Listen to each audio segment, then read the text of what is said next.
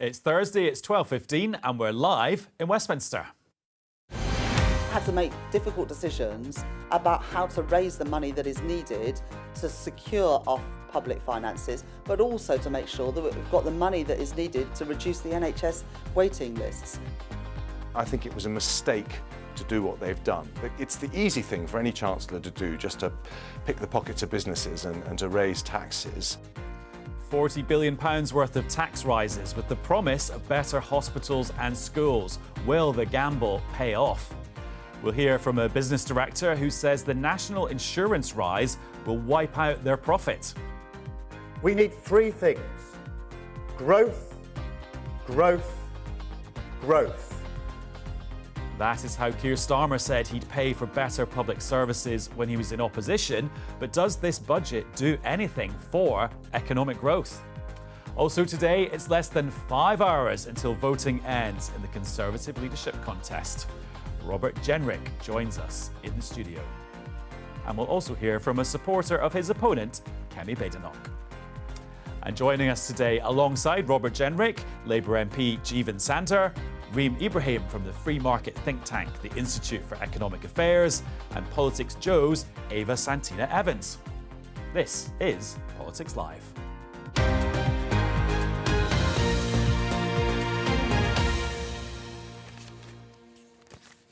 A very busy episode of Politics Live coming your way. You can see Joe Coburn on Newsnight tonight. That's why I'm here. Right, let's look at the front pages after the mega budget yesterday. The Daily Mail says Reeves's £40 billion tax bombshell for Britain's strivers. Remember, striver is the word Rachel Reeves herself used when she did an editorial about the budget in advance at the weekend. And they put the number in red, just so you realise how big it is. Not very flattering cartoon of Rachel Reeves and a pumpkin budget box with the nightmare on Downing Street as the headline in the Daily Telegraph.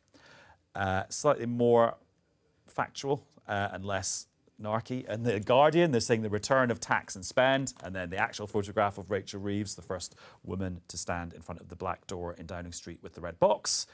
And much, much more positive, as you'd expect from the Mirror, spending power, implying that all this extra public money is going to make a difference to public services. So it seems to me that the government's going for this gamble of you put up taxes early on in the Parliament, hope that public services get better and that voters are OK with the tax rises they had to endure. Is that gamble going to work? I think voters are furious today. How do you know? Because my inbox is full of people, from small businesses to family farms, who thought they were going to hand them on to their kids and their grandkids, finding that there's now a £40 billion increase in taxes. And it's the dishonesty. I mean, Rachel Reeves is a compulsive liar. She said before the election that she wasn't going to raise tax on working people. Look what she's done. She said she wasn't going to increase borrowing and change the fiscal rules. Look what she's done. She's now invented a black hole just for her own political choices, giving £10,000 pay rises to a well-paid train driver, £8 billion to Ed Miliband to create an energy company that doesn't create any energy. I mean, this is a disgraceful budget that is going to make working people's lives harder, the length and breadth of the country. And it's supposed to be to drive our economy forward. Keir Starmer says he wants growth, growth, growth. The OBR have just downgraded growth. It's doing precisely the opposite of what he said. And where is the reform in our public services? Where's the plan to reform the NHS? There isn't one. You use the word liar. West Street is literally crowdsourcing how to fix the NHS with a 6-month-long consultation. They've had 14 years to prepare for this. They don't have a clue other than to go back to Gordon Brown's tax and spend. OK, loads of things we could pick up on there. So what, consultations are a waste of time? Just for that last thing you said. We shouldn't have any more consultations. For 14 years, you'd think you'd have an idea of how to reform the NHS. They haven't got a clue. Okay. They're now asking the public, literally, to come and tell them what to do with the NHS. There's already today 20% more money, more doctors, more nurses in the NHS than there was 5 years ago. And yet our hospitals barely treat any more patients. It is about outputs, not just inputs. The Labour Party just don't get that. They're just doing the easy thing, as Jeremy Hunt said, putting money in, no reform agenda, and is working people, strivers, who Rachel Reeves said she wanted to help, who are literally now waking up today, trying to come to terms with How do they pay the bills? How do they hand their farm on, their small business to their kids? How are they going to do employers' national insurance on a business who has 4 people every year? Jeevan, I imagine you've got a million things you want to say. Yeah, well, first and foremost, it was a great budget. I've been waiting 15 years for a Labour chance to deliver a budget, and here we had it today. And it wasn't just about rebuilding prosperity in this country, about rebuilding hope.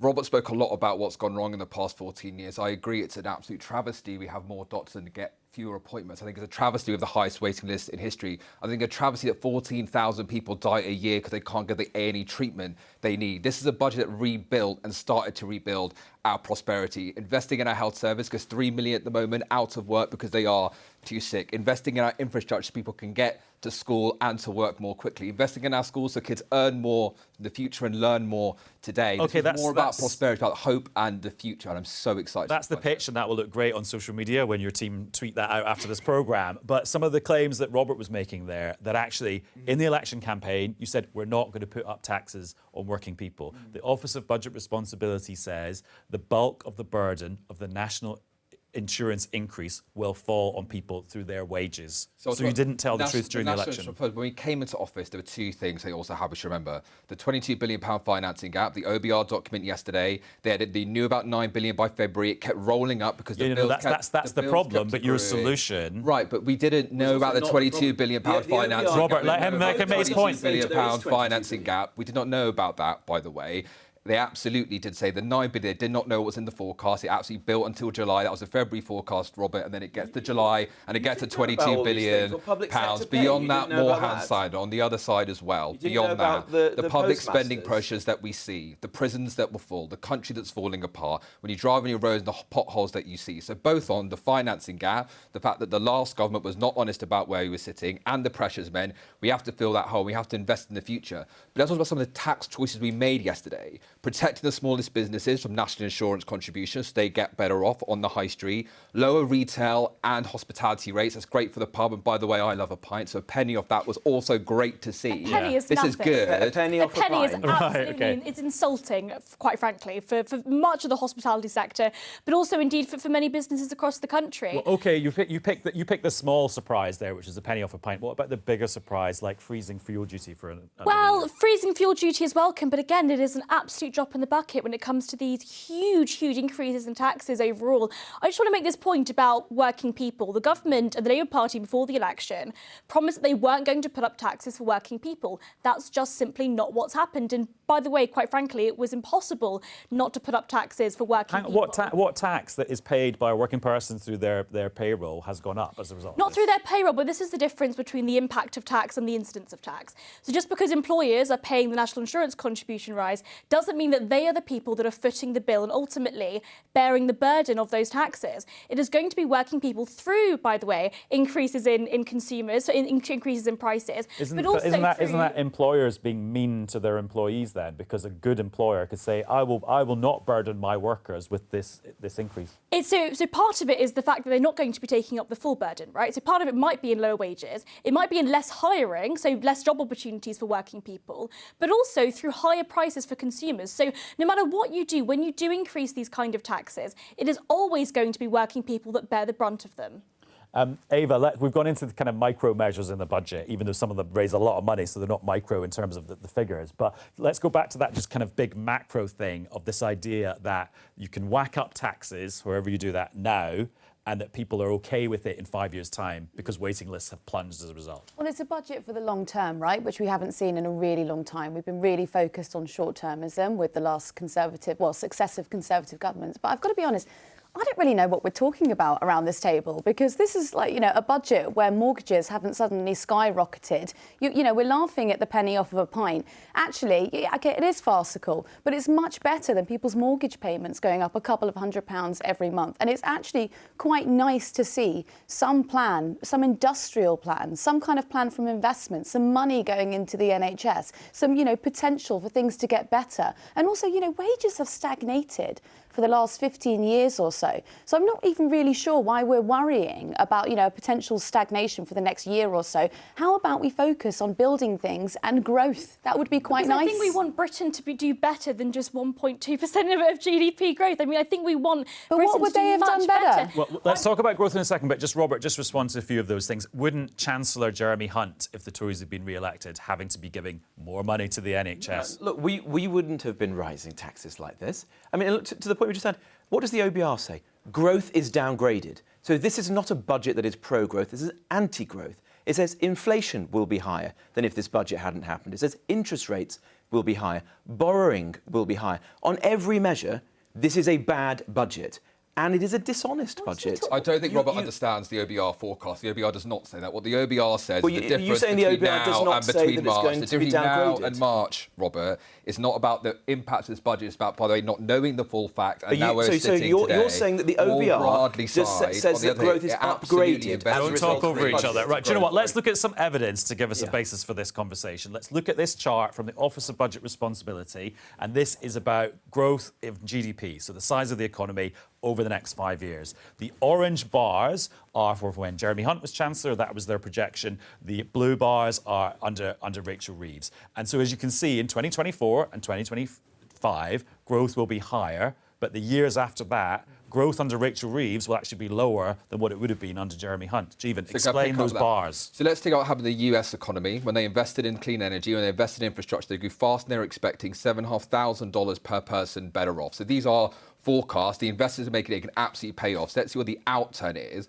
I'm confident we're going to get growth. You don't believe those? I think the OBR do a huge amount of great work, by the way. I'm saying you have to wait for the outturn. The OBR would themselves say you have a central estimate that you have variation around it. So let's see what the outturn is. There is another difference between the March and October forecast, which is the other pressures and things that we found out. The financing gap that we had to fill in, the crumbling public services. So it's not the case of this is the impact of the budget. There's a case of deteriorating conditions, part of what we're having to fix and to fill. We are investing to grow this country. I'm really excited. So what those bars, when it comes to it, when it actually is 2026 and it is 2027, GDP growth will be higher than what the OBR is. I'm saying we will have to see what happens, right? Oh, so it might not. So they might be right. Do you agree with the OBR forecast, or do you not agree with the OBR forecast? I think the OBR... It seems that you agree with the bits where it's nice for you, but you don't agree with the bits where it's not so nice. Well, hang on. Do you know what that reminds me of? If you agree with this OBR forecast, do you agree that actually Brexit knocked 4% off our GDP? Because I think a few Tories for quite some time have said, oh, so now we're not believing the OBR. Well, no. I mean, we can have this conversation about the OBR altogether, but if you want to talk about Brexit very, very specifically,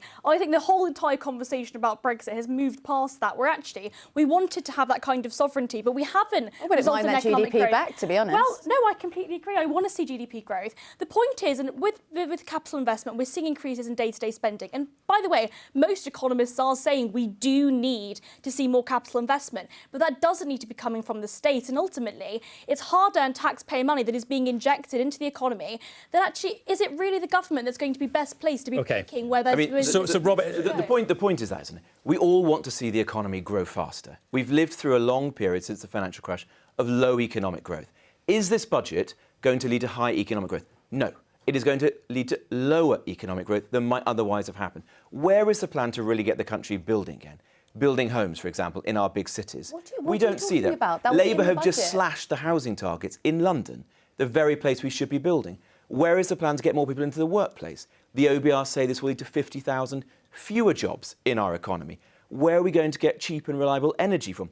Ed Miliband's plan to phase out gas will mean that factories will close and households will pay more for their energy bills. So on every measure, the Labour government is damaging the economic growth prospects of our country. Robert, the Conservative government didn't build any houses, I think is the point, right? The Conservative... Well, when I was Housing Secretary, the number of new homes being built in this country reached its highest level since the 1980s. The government presided over an active restriction of the housing supply, right? Ultimately, I think that, no matter what colour your party is, all governments over the last 14 years, and indeed over the last 50 years, have resulted in restrictions of the housing supply. OK. Also, I should just say, in the small print of the OBR, they say this, they haven't taken into account things like Labour's reform to the planning system yet, because it's actually not in place yet. So actually, next budget, that chart could look different. Well, we'll find out, won't we? Right, let's look at another chart. This is also from the Office of Budget Responsibility, the watchdog, and this is the overall tax burden in the UK as a percentage of the total economy over the last few decades. And you can see it's gone up in quite a big way, and in the end of the decade, it'll be about 38.2%. Robert, I'm assuming you think that tax burden is too high. It's far too high. How would you bring it down? And would you bring it down with spending firstly, cuts? the reason it became so high was because of the amount of money that was spent during COVID and then on the energy support that happened after the war in Ukraine.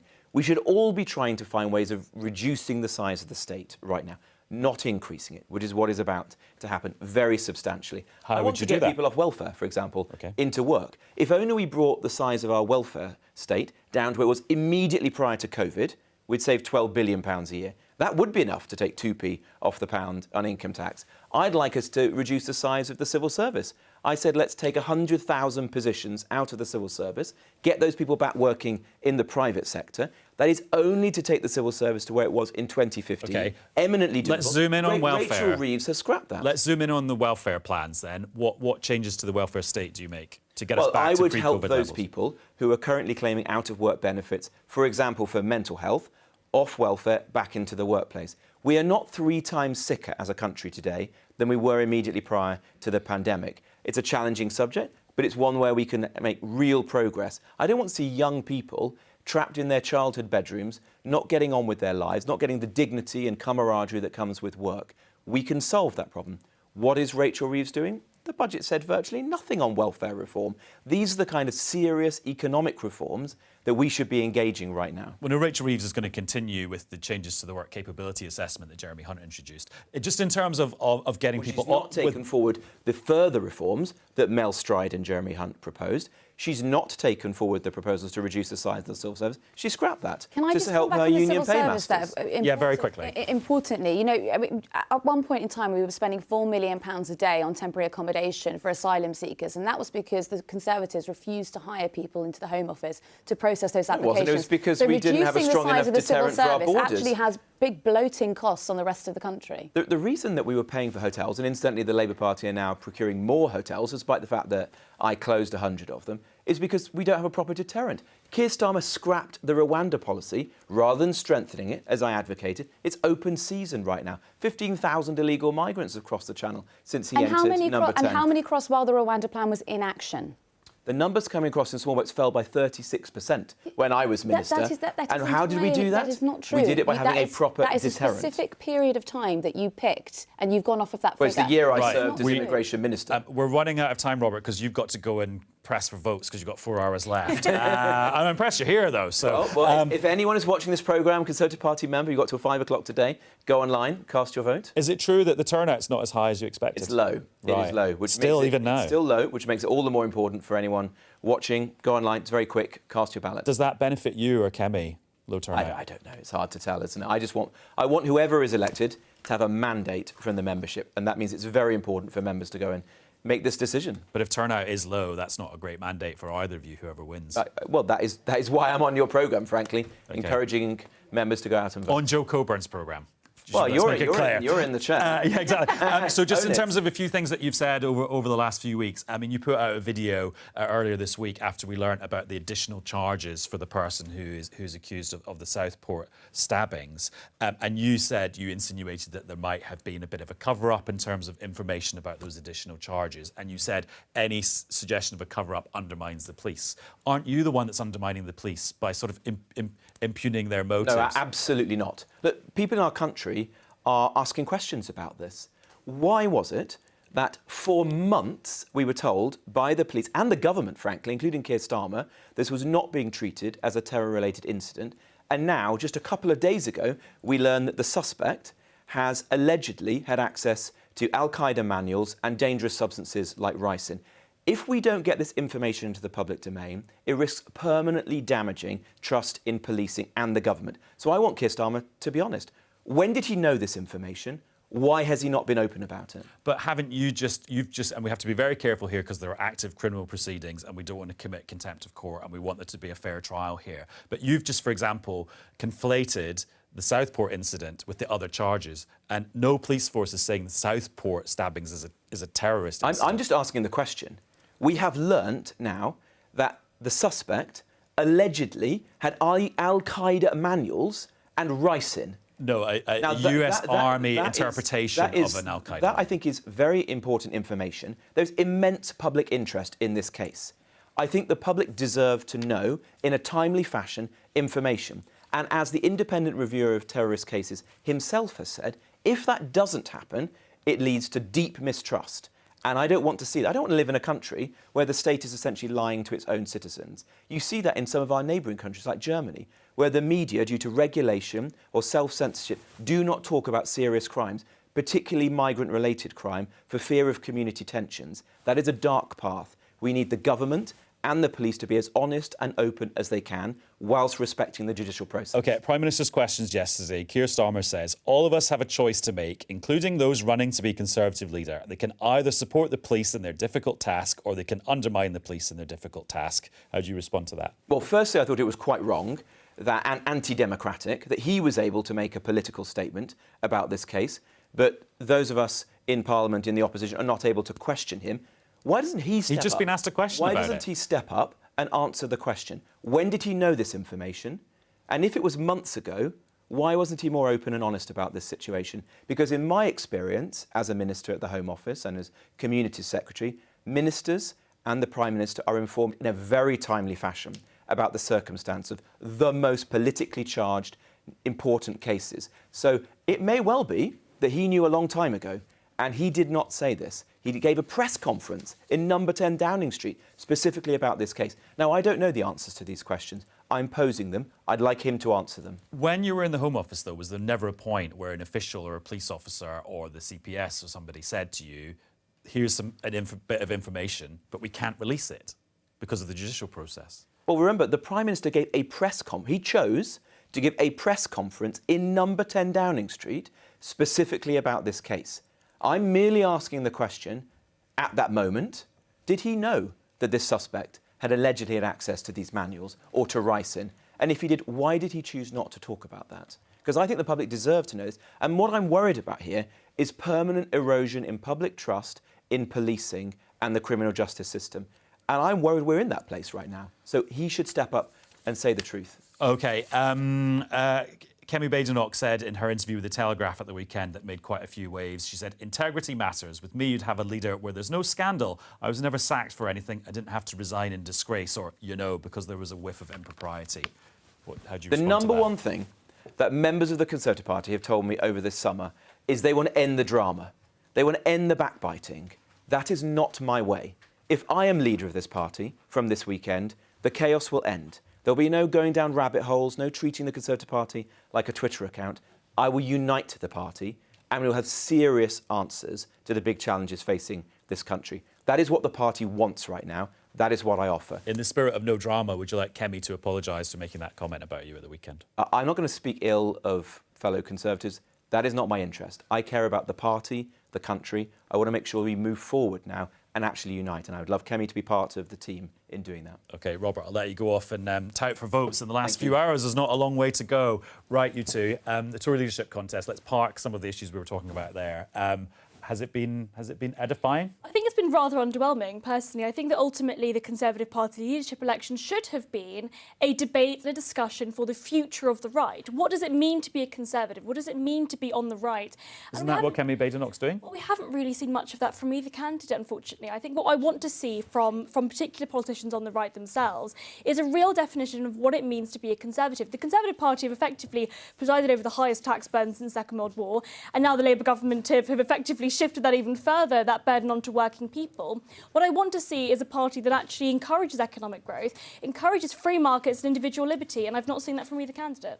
Ava, who's going to win? I mean, one thing I have to respect about Kemi Badenoch is that she does show you exactly who she is, whereas Robert, who we've just heard from there, he was a Remain backer during the Cameron years, and then he was a One Nation Tory under Cameron, and now, because he's seen that reform politics are doing so well, or they're going viral, he's now supporting those sort of politics. So you don't actually know who he is as a candidate. I mean, when the facts change, people change their minds, though, don't they? So no one's allowed to ever change their mind? Oh, no, not that at all. But I do think, in terms of ideology, I think, some of the comments there that we can't really touch on, I'm going to be very careful. But, you do think, Robert Jenrick has perhaps looked at the way that reform have been growing, and he's been looking at the sort of rhetoric that's been employed by Farage and Richard Tice, and he's gone, actually, maybe this is quite popular, when actually it really doesn't tally with any of his politics from the last 10 years. OK, by the magic of television, Robert Jenrick has left and he's been replaced by the Tory MP Nigel Huddleston, who's supporting his rival, Kemi Badenoch. Hello, Nigel. Good afternoon. Why is the man who was sat there a minute ago, and the seat's probably still warm from his bottom,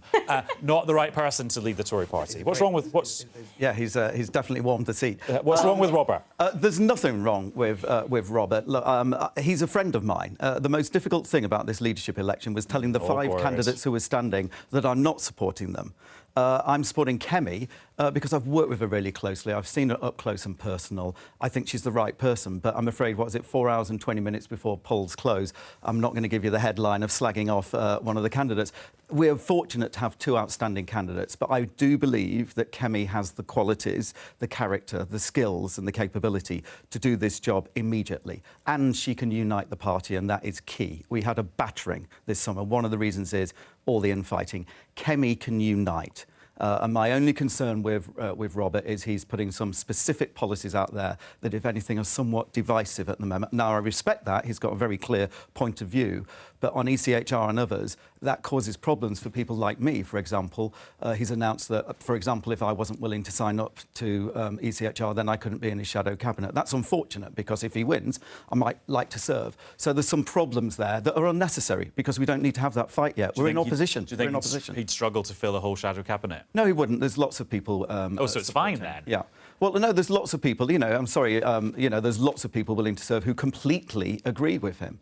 That's the thing. But it's a fight we don't need to have now. I think this is the difference in the approach between Robert and Kemi. I say, do not misinterpret this. I've got huge respect for Robert, but Kemi's approach has been principles first, develop policies over time, do what Margaret Thatcher did in 1975 with Keith Joseph and others. Let's really build up the policies, because it really doesn't matter what we say at the moment. Let's be honest, Labour have got a massive majority. What really matters is in 4 or 5 years' time, when we get closer to the election, and we want to make sure that we're bang on there. Circumstances will have changed, the situation will be changed, therefore the policies are likely to be different in 4 or 5 years' time. So why put them really rigidly now? I'm afraid that doesn't make sense. To say Robert is a really decent person. You've seen him, he's incredibly articulate, incredibly passionate, but that's one of the problem areas I have. What would Kemi Badenoch's budget have looked like yesterday? Well, it would have been far more pro-business, I can tell you that. That's her instincts. One of the reasons why I'm supporting her is I was one of the junior ministers when she was at the Department of Business and Trade, and her instincts are support business. It's the private sector where jobs are generated, where economic growth happens, where taxes are generated that pay for our public services, not the other way And does around. Kemi have a big idea for that, or is it more just that she's in favour of the private sector? One of the things that the government needs to do is get out the way a lot more. So the over-regulation, the real concerns, tax levels. I mean, honestly, national insurance stuff. That budget yesterday will go down in history as probably the most anti-business budget we have ever had. It will destroy jobs. Rachel Reeves' legacy will be as the destroyer of jobs, be in no doubt. Not only this one, but when the next budget comes around and she does the whole thing again. Jeevan, I'm going to let you respond to that in a second, but we're going to hear from a business owner now, because we're joined down the line by Louise McLean, who is Director of Sales and Marketing at Signature Group and is also a spokesperson for the Scottish Hospitality Group. Hello, Louise. Just talk us through then the numbers for your business and what that means for your staff. So the headline is that as of April the 1st, we will have a £1.7 million additional cost in our employment line. Okay. What that does is that wipes out all of our profits. OK, don't you just have to react to that, make more profit, or adjust your staff? So we cannot adjust staff. When people come to the hospitality sector, they're coming for an experience. They want that face-to-face contact. That's absolutely what we're all about. So reducing staff is not an option. What we will need to do is increase prices at the till, which is something that we have really, really tried to not do. But to remain afloat and to remain viable, we will have to pass this on to the consumer. Give us an example then of what the price will be for something. We've spent the last year trying to keep pints under £7 in Edinburgh, which I know compared to London, but we do try and keep pints under £7. That will go up to £7.70. We can take a penny off and take it down to £7.69, but that's what we're looking at just now with the additional employee cost that hit us yesterday. OK, well, we've got a Labour MP here. Jeevan, what do you say to Louise? This is about supporting and working with businesses. For example, I know the hospitality sector that you mentioned, huge rise in energy bills. Why are investing in clean energy? 50 to 75% cheaper than natural gas. We should remember this country had the highest energy price and inflation increase in the G7 because we're investing for the long term, specifically on the tax side for those hospitality businesses.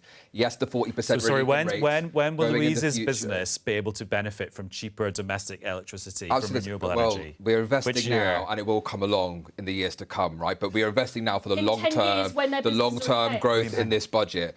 More broadly, absolutely, we're doing that. Investing in skills, by the way, both with Skills England as well as from the apprenticeship levies. Those skills that workers need, they also get. The healthcare they need. £5 billion of healthcare sickness in the last year. Getting down those wait lists, investing in our NHS. So absolutely, it's about supporting business, make sure they have the public services they need, that workers do too. And finally, I want to mention this about my Conservative colleagues. A lot of lectures about what should have been done and could have been done, etc. We had the worst squeeze in wages for 200 years underneath the Conservative government.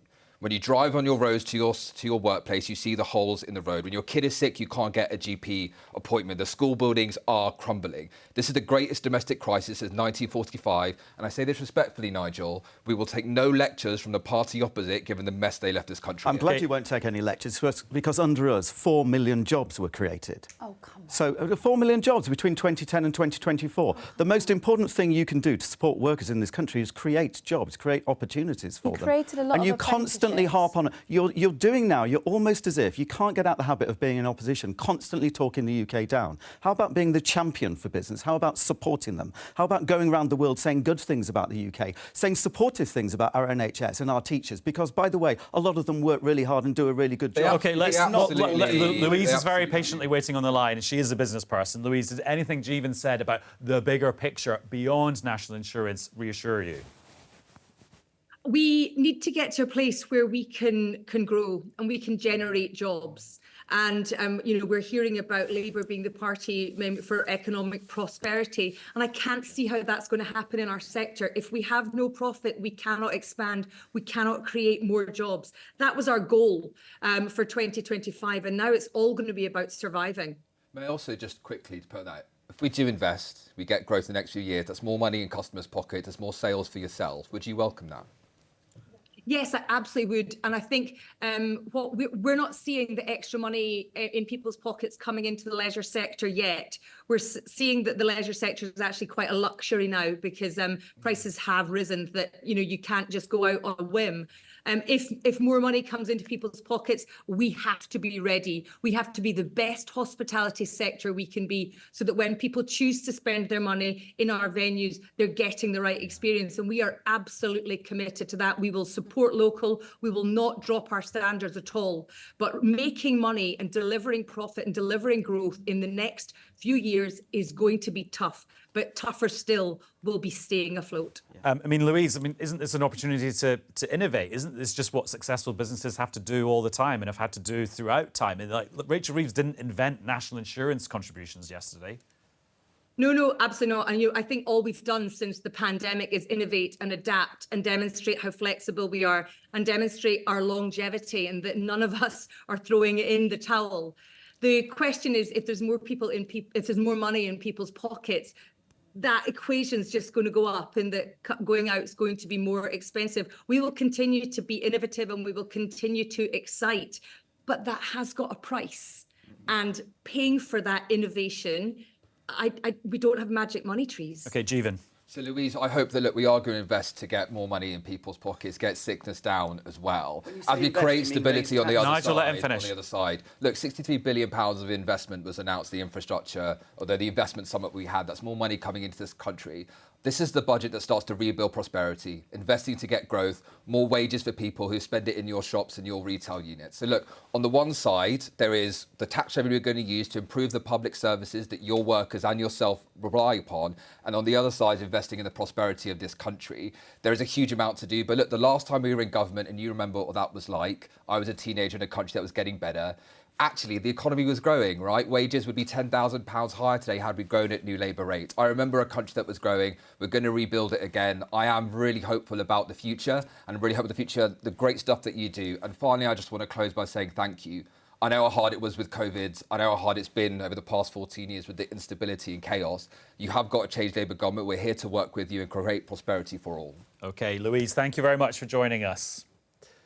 Reem. I don't know how anyone can listen to what Louise has just said and look at the budget from yesterday and feel positive about economic growth. We are seeing, again, the £40 billion tax rise, but clearly, according to what Louise has just said, this national insurance contribution increase is going to be shifted onto working people. It is going to be shifted onto consumers at the till. Clearly, the impact of this incidence on tax, who is really footing the bill of these tax increases, is actually consumers and it is working people. What we need to be seeing in budgets, what we need to be seeing in the future is a focus on economic growth in the private sector. It is businesses, it is the private sector that creates jobs, that creates prosperity, and not the public sector, not the government. Ava, is this just the classic post-budget kind of growing pains as people realise where the burden is going to fall? Or actually is this going to turn out to be massively backfiring on Rachel Reeves? Well, I feel for Louise because she's been hit not only by Liz Truss's disastrous budget, so all of her properties are going to be hit by increased rents or increased mortgages. She's taken a huge hammering from that. Did you see the Also, Gilts she's yesterday taken the hammering response? from energy prices, which is extortionate. I would have loved yesterday to see Labour do some sort of relief on alcohol duty. I know we got the penny off a beer. I'd love to have seen that extended to wines and spirits. That would have been brilliant. Well, I personally also agree. Personally, yes. cheaper Jaeger bombs for everyone. Right, not the headline Rachel Reeves would have wanted, I think. Right, let's look at a tweet now from Paul Johnson, who's the outgoing head of the Institute for Fiscal Studies. And he is tweeting, this is what he said on X. He said, "I'm not sure I understand the choice to get so much of the employer national insurance contribution increase by cutting the threshold.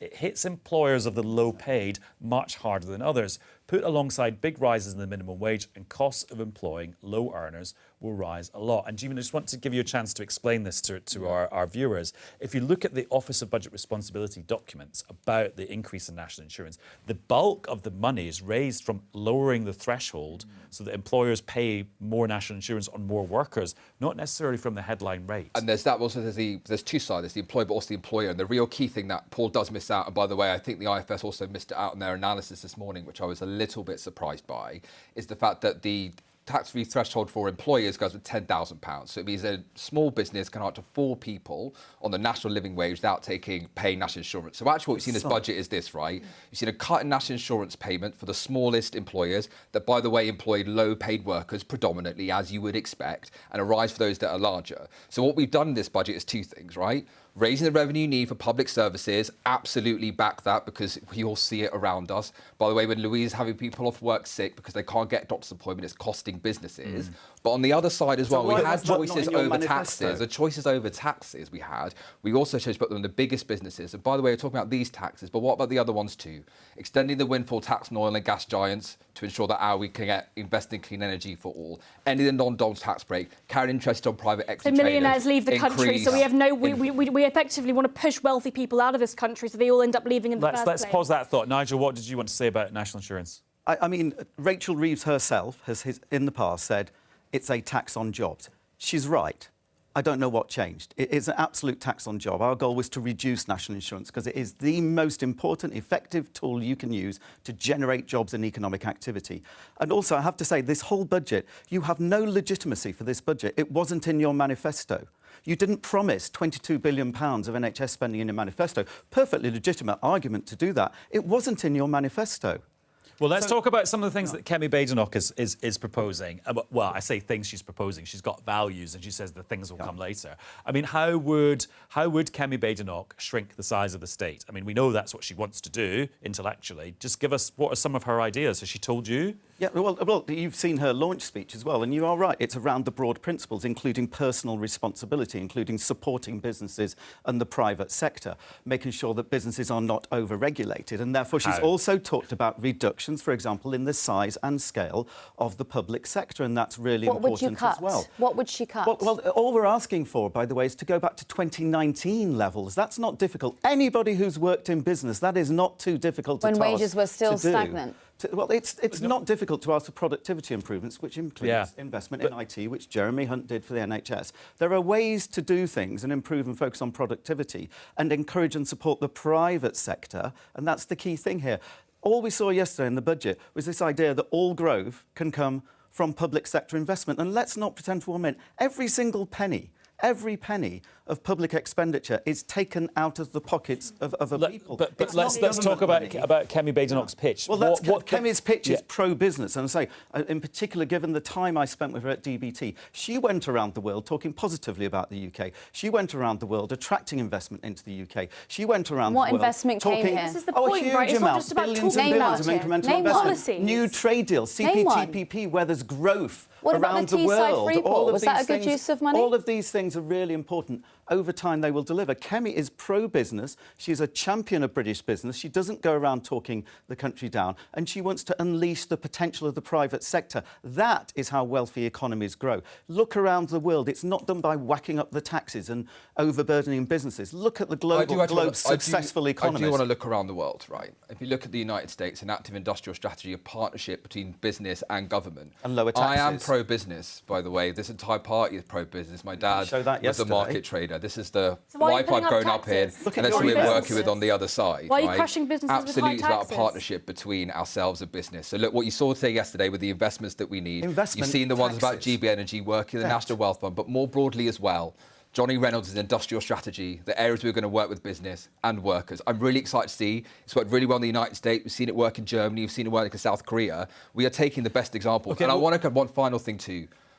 I love this country. I'm really hopeful about our future. We are honest about the situation in which we inherited. I'm going to be really honest about that because hope has to be built upon a foundation of responsibility. Yesterday was a great budget. It will do great things for this country going forward. We've got a couple of minutes left. I just wanted to talk about one of the things that bubbled up last night after the budget, which was this change to inheritance tax, which means critics would say it's the end of the family farm because there'll be increased inheritance tax on people who want to pass agricultural land down to their descendants. Nigel, I mean, have you got constituents? Absolutely, and I have to say, I wouldn't be so bold coming on a programme like this until you'd read your emails in your mailbox, because I can tell you have any interaction with farmers, they're not happy with you today. I read mine this morning, Nigel. And have you had any emails about I'll it? challenge you. I'll come and meet farmers in your constituency and we'll have a chat with them and see who's right here. This is going to destroy farms. This is absolutely terrible policy. It's vindictive. It's nasty. It's hatred. It's anti-countryside and rural areas. It's anti-family. But hang on, isn't it pro multi-millionaire landowners? The nature of farms is you do not have to have a very big farm at all for the value when you've added the house, when you've added the land 2 million. at all to be.